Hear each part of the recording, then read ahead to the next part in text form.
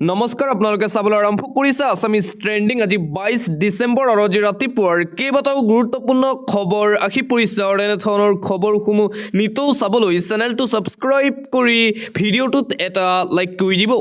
লৈছোঁ ৰাতিপুৱাৰ প্ৰথমটো ব্ৰেকিং নিউজ প্ৰধানমন্ত্ৰী নৰেন্দ্ৰ মোদীৰ বিৰুদ্ধে পুনৰবাৰ সৰব হৈ পৰিছে এপিচিচিৰ সভাপতি গৌৰৱ গগৈ প্ৰধানমন্ত্ৰী নৰেন্দ্ৰ মোদীক উদ্দেশ্যি গৌৰৱ গগৈৰ কেইবাটাও ডাঙৰ মন্তব্য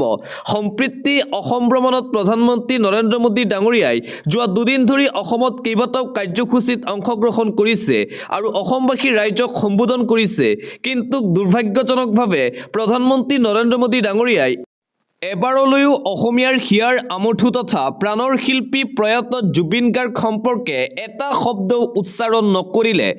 আৰু এইদৰে প্ৰধানমন্ত্ৰী নৰেন্দ্ৰ মোদীক উদ্দেশ্যি কেইবাটাও ডাঙৰ মন্তব্য কৰিছে প্ৰদেশ কংগ্ৰেছৰ সভাপতি গৌৰৱ গগৈয়ে বিপৰীতে ৰাহুল গান্ধীক প্ৰশংসা কৰিছে গৌৰৱ গগৈয়ে ইয়াৰ বিপৰীতে কংগ্ৰেছ নেতা তথা লোকসভাৰ বিৰোধী দলপতি ৰাহুল গান্ধী ডাঙৰীয়া অসমলৈ আহি জুবিন দাৰ সমাধিক্ষেত্ৰলৈ গৈ শ্ৰদ্ধাঞ্জলি জনোৱাৰ লগতে তেওঁৰ পৰিয়ালবৰ্গকো সাক্ষাৎ কৰিছিল আৰু ন্যায়ৰ দাবী কৰিছিল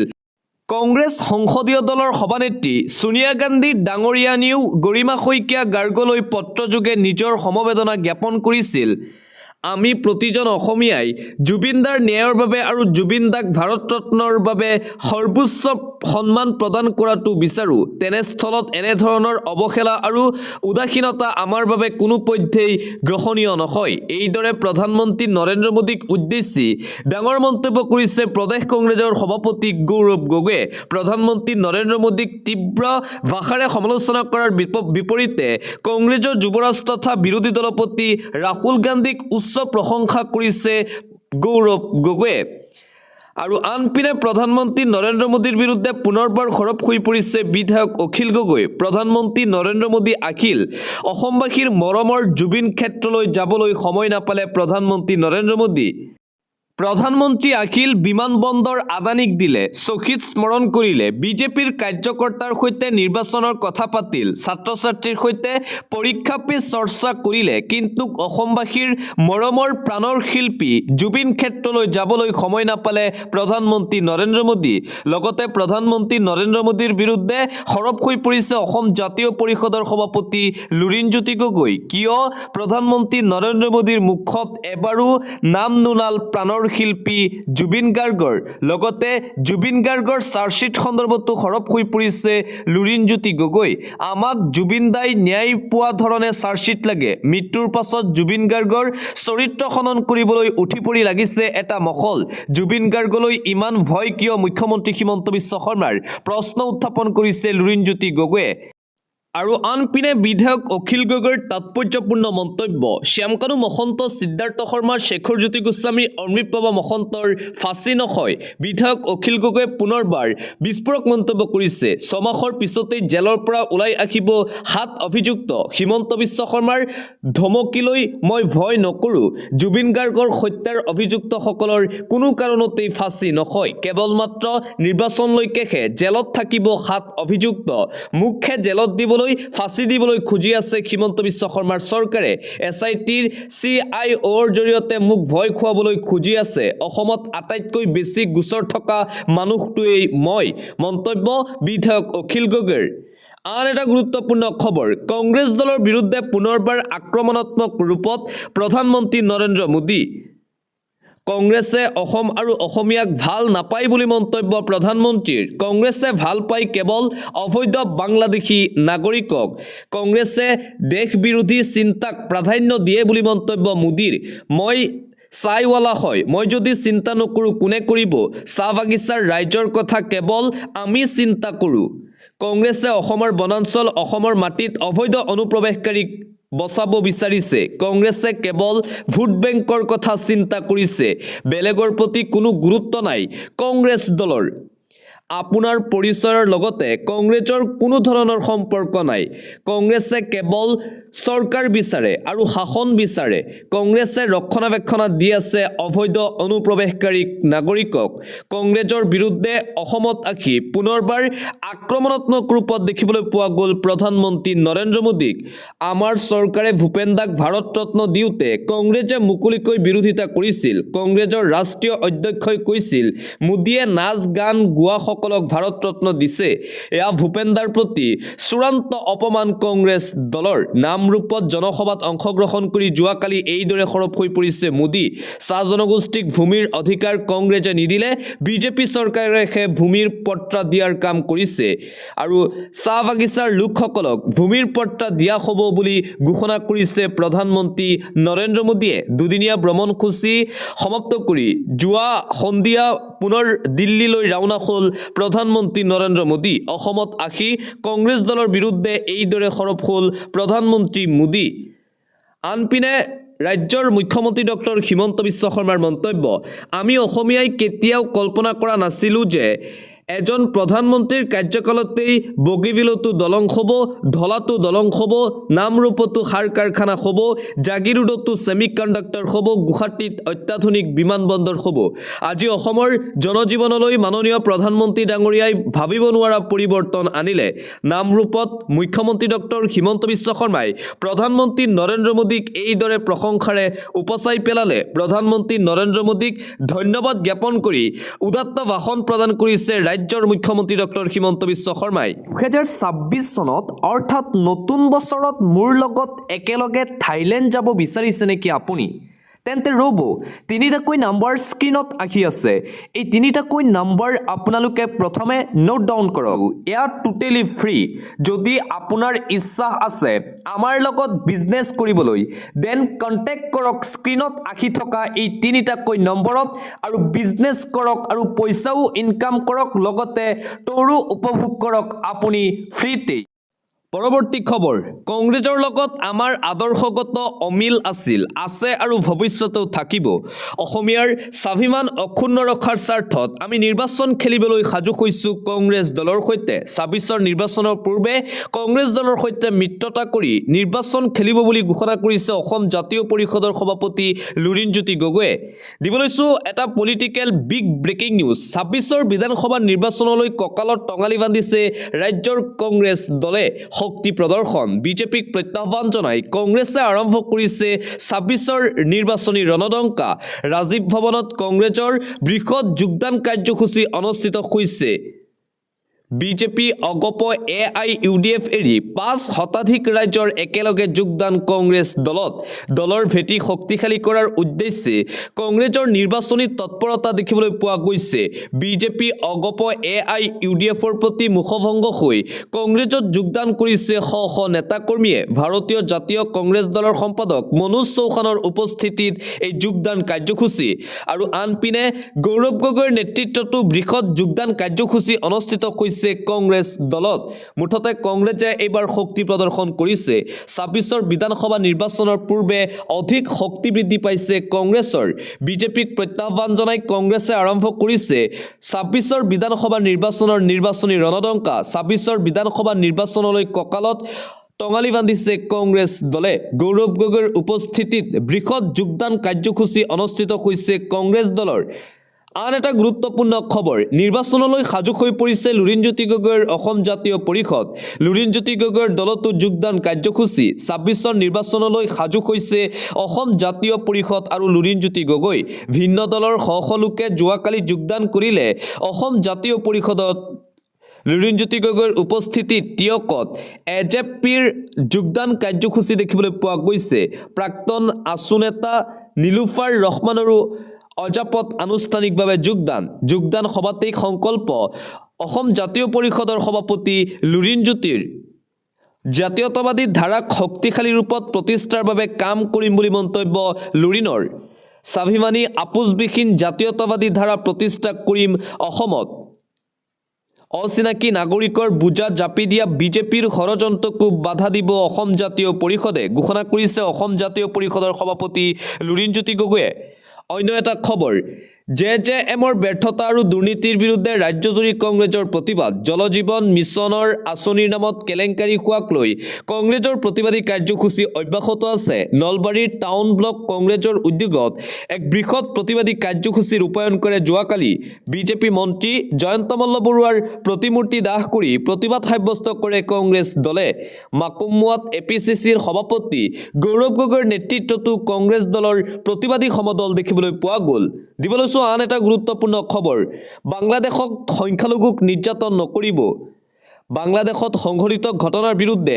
অসমত তীব্ৰ প্ৰতিবাদ দেখিবলৈ পোৱা গৈছে অসমৰ প্ৰতিটো প্ৰান্ততে সংখ্যালঘু সংগঠনৰ তীব্ৰ প্ৰতিবাদ সংখ্যালঘুক নিৰ্যাতন নকৰিব ধ্বনিৰে এই প্ৰতিবাদ কৰিছে বাংলাদেশত সংখ্যালঘু হিন্দুৰ ওপৰত চলা নিৰ্যাতনৰ বিৰুদ্ধে অসমত এই প্ৰতিবাদী কাৰ্যসূচী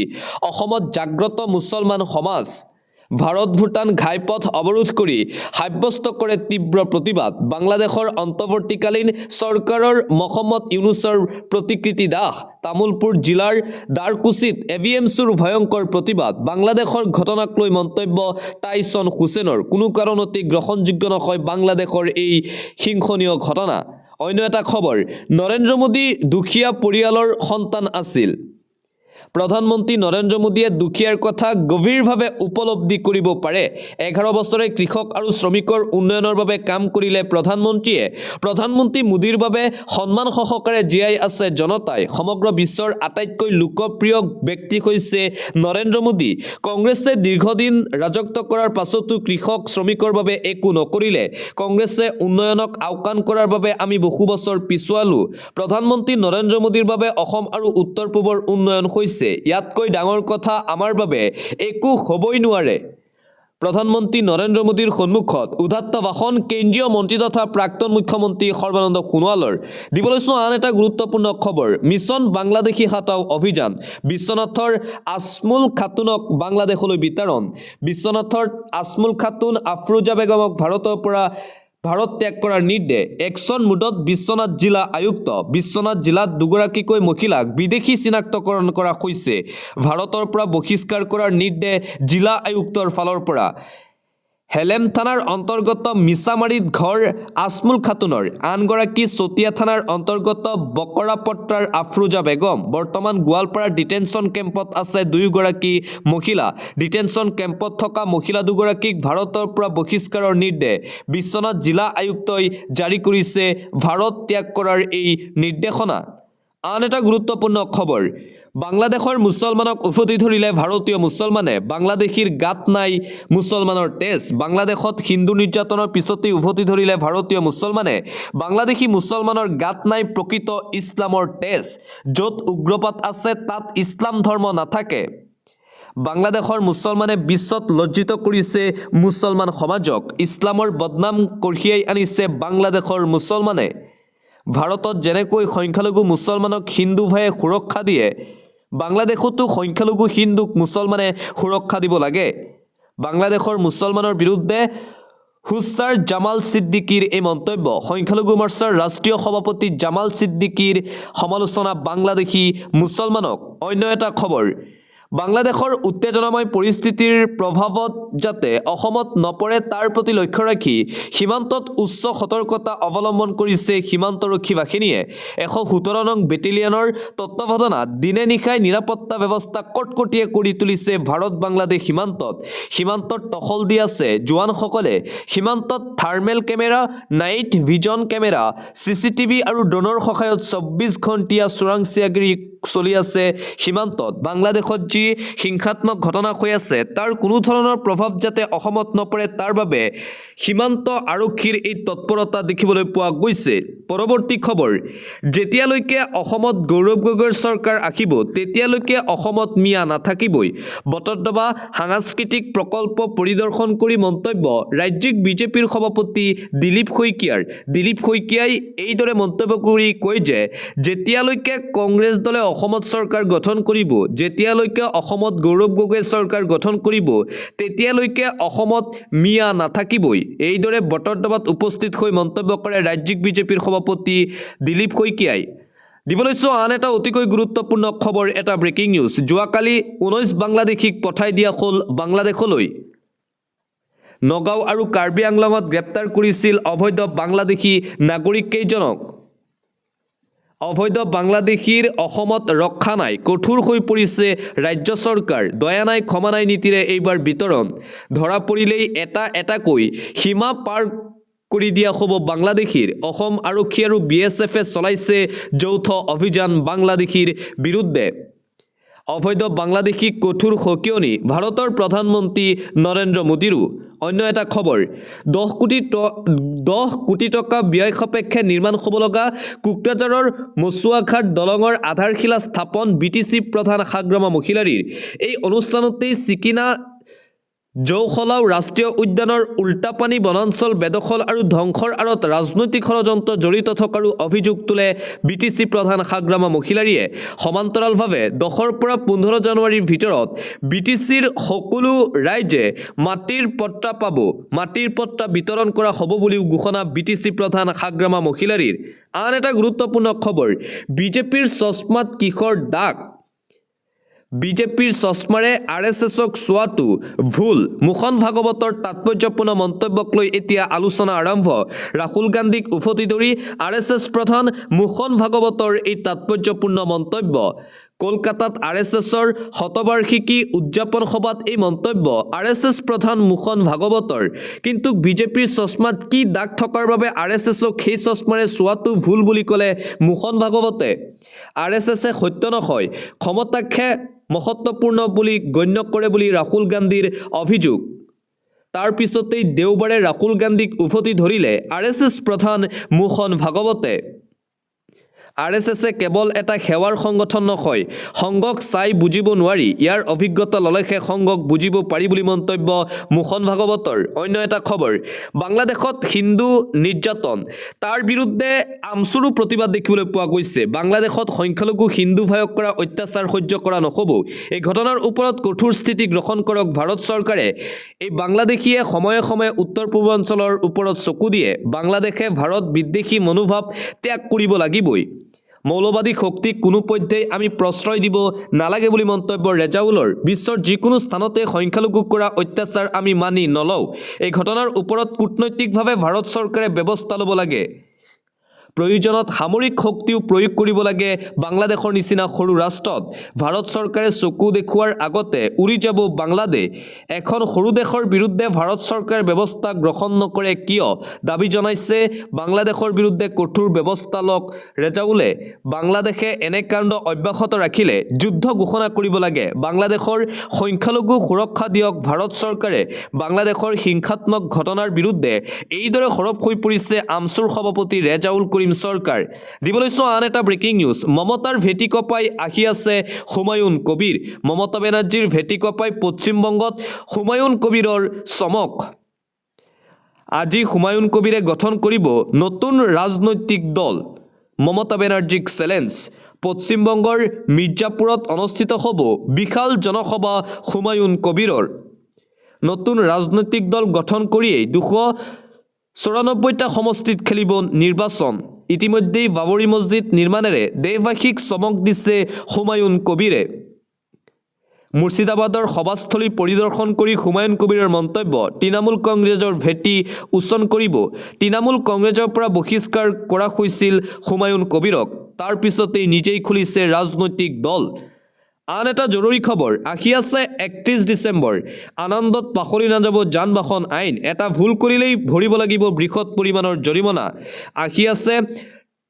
31 ডিচেম্বৰ নৱবৰ্ষক আদৰাৰ আনন্দত পাহৰি নাযাব আপুনি যান বাহনৰ নিয়ম অন্যথা আপোনাৰ বিপদ নিশ্চিত আপোনাৰ বাহনখন লৈ ওলাই আহোঁতেই পৰীক্ষা কৰক বাহনৰ নথিপত্ৰ দুচকীয়া বাহনৰ চালক আৰক্ষীয়ে পৰিধান কৰক হেলমেট চাৰিচকীয়া আৰু অন্যান্য বাহনৰ চালকে গাড়ী চলাওঁতে ব্যৱহাৰ কৰক সিট বেল্ট নিয়ম নমনা বাহন চালকৰ বিৰুদ্ধে কঠোৰ পৰিবহণ বিভাগ চলিছে অভিযান দোষীক বিশা হ'ব 15,000 টকাৰ পৰ্যন্ত জৰিমনা আৰু 3 বছৰ পৰ্যন্ত জেল যান বাহন চলাচলক লৈ আহি গ'ল কেইবাটাও নতুন নীতি নিৰ্দেশনা সুৰাপান কৰি গাড়ী চলালে 10,000 টকাৰ জৰিমনা আৰু 6 মাহৰ জেল পুনৰ একে ভুল কৰিলে 15,000 টকাৰ জৰিমনা 2 বছৰ পৰ্যন্ত জেল সিট বেল্ট ব্যৱহাৰ নকৰি গাড়ী চলালে 1000 টকাৰ জৰিমনা বিশা হ'ব হেলমেট নোখোৱাকৈ গাড়ী চলালে 1000 টকাৰ জৰিমনা লগতে 3 মাহলৈ বাতিল হ'ব লাইসেন্স মোবাইল ফোন ব্যৱহাৰ কৰি গাড়ী চলালে 5000 টকাৰ জৰিমনা বিশা হ'ব লাইসেন্স নোখোৱাকৈ গাড়ী চলালে 5000 টকাৰ জৰিমনা বিশা হ'ব দুচকীয়া বাহনত 3 জন উঠিলে 1000 টকাৰ জৰিমনা ইন্স্যুৰেন্স নোহোৱাকৈ গাড়ী চলালে 2000 টকাৰ জৰিমনা 3 মাহ পৰ্যন্ত জেল বাৰে বাৰে এনে ভুল কৰিলে 4000 টকাৰ জৰিমনা প্ৰদূষণ প্ৰমাণপত্ৰ নাথাকিলে ভৰিব লাগিব 10000 টকাৰ জৰিমনা আৰু 6 মাহ জেল বিপদজনকভাৱে গাড়ী চলালে 5000 টকাৰ জৰিমনা বিশা হ'ব ৰাজহুৱা পথত স্থান বা ৰেচিং কৰিলে 5000 টকাৰ জৰিমনা ওভাৰলোড কৰিলে 20000 টকাৰ পৰ্যন্ত জৰিমনা বিশা হ'ব কম বয়সৰ ল'ৰা ছোৱালীয়ে গাড়ী চলালে 25000 টকাৰ জৰিমনা 3 বছৰ পৰ্যন্ত জেল এবছৰলৈ বাতিল কৰি দিয়া হ'ব বাহনৰ ৰেজিষ্ট্ৰেচন 25 বছৰলৈ নাপাব ড্ৰাইভিং লাইসেন্স যান বাহনক লৈ এই নতুন নীতি নিৰ্দেশনা দিয়া হৈছে দিবলৈছো আন এটা জৰুৰী খবৰ কৃষকৰ বাবে এটা ভাল খবৰ ৰাজ্যৰ কৃষকসকলৰ বাবে আহি গ'ল এটা ডাঙৰ খবৰ শীঘ্ৰেই প্ৰতিগৰাকী কৃষকে পঞ্জীয়ন কৰিব লাগিব নিজৰ নাম জিলাই জিলাই চলি আছে কৃষকৰ পঞ্জীয়ন কাৰ্যসূচী আপুনি যদি কৃষক তেন্তে আপোনাৰ বাবে এই খবৰ সকলো বৃত্তি নিৰ্বিশেষে কৃষকসকলে পঞ্জীয়ন কৰাটো বাঞ্ছনীয় পঞ্জীয়নৰ বাবে নিজ গাঁও প্ৰধানৰ সৈতে যোগাযোগ কৰক কৃষকসকলে জিলা সাধাৰণ সেৱা কেন্দ্ৰ CHC সমূহতো পঞ্জীয়ন চলি আছে কৃষক পঞ্জীয়নৰ বাবে প্ৰয়োজন হ'ব 4বিধ নথিপত্ৰ 4টা ডকুমেন্টছ লাগিব আধাৰ কাৰ্ড পান কাৰ্ড আধাৰ পঞ্জীকৃত মোবাইল নম্বৰ আৰু মাটিৰ জবানবন্দী এই 4বিধ নথিৰ সৈতে আপুনি পঞ্জীয়ন কৰিব পাৰিব নিজৰ নাম কৃষক পঞ্জীয়ন হোৱাৰ পিছতেই লাভ কৰিব চৰকাৰৰ ফালৰ পৰা বহু হা সুবিধা আন জিলাসমূহৰ লগতে যোৰহাট জিলা কৃষি বিষয়ে জাৰি কৰিছে নটিচ অন্য এটা খবৰ এটা জৰুৰী খবৰ ৰেলত যাত্ৰা কৰা যাত্ৰীৰ বাবে এটা ডাঙৰ খবৰ এই মুহূৰ্তত আহি পৰিছে বৃদ্ধি পাইছে ৰেলৰ টিকটৰ মূল্য বছৰৰ অন্তিম মাহটোত ৰেল যাত্ৰীসকলৰ বাবে আহি গ'ল গুৰুত্বপূৰ্ণ খবৰ ৰেল যাত্ৰাৰ ক্ষেত্ৰত এতিয়াৰে পৰা ভৰিব লাগিব পূৰ্বৰ তুলনাত অধিক ধন বছৰটোতেই দ্বিতীয়বাৰলৈ বৃদ্ধি কৰা হ'ল ৰেলৱে টিকটৰ দাম AC আৰু নন AC উভয়তে ৰেল যাত্ৰীয়ে ভৰিব লাগিব অধিক ভাড়া এতিয়াৰে পৰা 26 ডিসেম্বৰৰ পৰা কাৰ্যকৰী হোৱাকৈ নতুন ভাড়াৰ কথা ঘোষণা কৰিছে ভাৰতীয় ৰেলৱে 500 কিলোমিটাৰ যাত্ৰাৰ বাবে যাত্ৰীসকলে দিব লাগিব অতিৰিক্ত 10 টকাকৈ জেনেৰেলত বৃদ্ধি কৰা হোৱা নাই 215 কিলোমিটাৰ তলৰ যাত্ৰাৰ কোনো ভাড়া